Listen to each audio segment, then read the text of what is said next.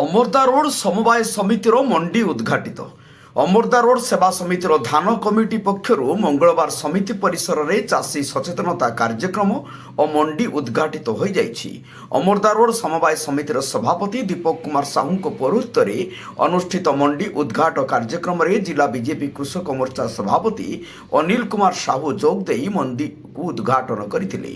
ସମିତି ସମ୍ପାଦକ ନିରଞ୍ଜନ ପାତ୍ର ମଣ୍ଡିରେ କିପରି ଧାନ କ୍ରୟ କରାଯିବ ଏବଂ ସରକାରଙ୍କ ନୀତି ପାଳନ ନିୟମ ବିଷୟରେ କହିବା ସହିତ ଧାନର ମାନ ନିର୍ଦ୍ଧାରଣ କରି କ୍ୱିଣ୍ଟାଲକୁ 3100 ଟଙ୍କାରେ ଧାନ କ୍ରୟ କରାଯିବାର ପ୍ରକାଶ କରିଥିଲେ।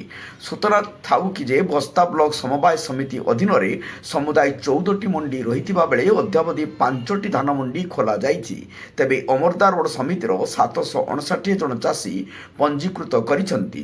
ଅନ୍ୟମାନଙ୍କ ମଧ୍ୟରେ ପେଡ଼ି ଧାନ କମିଟିର ସଭାପତି ମଦନ ମୋହନ ପାଳ, ସଦସ୍ୟ ନୀଳାମ୍ବର ସାହୁ ଯୋଗ ଦେଇଥିଲେ।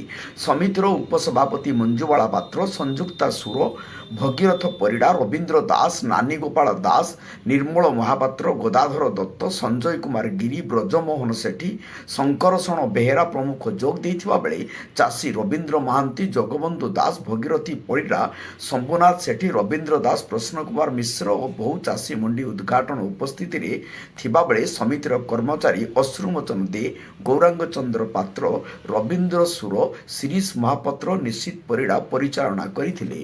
ବସ୍ତାରୁ ଶିରୀଷ ମହାନ୍ତିଙ୍କ ରିପୋର୍ଟ, ଜନତା ଏକ୍ସପ୍ରେସ।